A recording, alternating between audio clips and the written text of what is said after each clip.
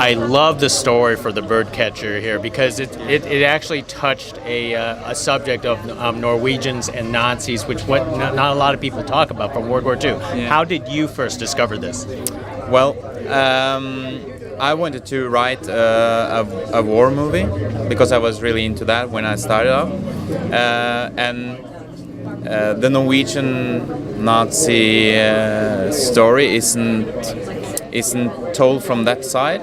Actually, it's just when we make Norwegian war movies, make a hero movie. But this is not a hero movie. This is about at how we dealt with the Jews during the war and how we it's about how the actual life was in Norway, I think, during that time. How did you come up with the setting? Basically, most of the setting was in the Norwegian countryside, and not to mention that you created a girl, Esther, in order for her to survive. She had to become a boy. Yeah. I mean, talk about how did your mind actually develop that? Well, one of my best friends are Jewish, and a girl. And when I started reading and doing research on this, she gave me a book.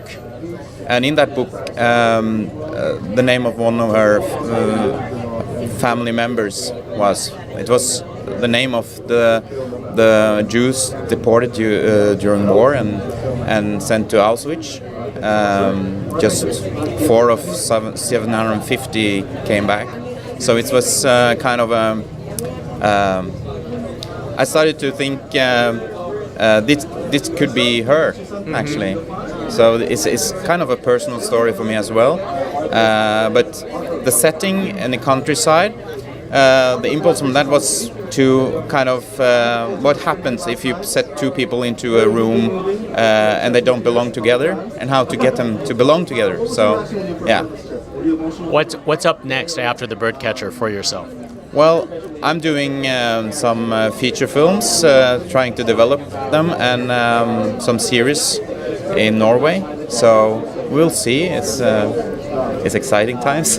Yeah. And one last thing. I know it is your movie, but one of the things that this movie being an English, what do you think about this being an English film and using a very diverse cast from all over Europe? Well, I think that is it's good for the film. Yeah, because it's the Norwegian films are kind of a very narrow market, so this broadens the market and it's ready to be sent all over the world, actually. Yeah, so it's kind of using the international language. I think it opens possibilities in the world. Excellent. Yeah. Excellent. Hey, thank you very much. Thank you.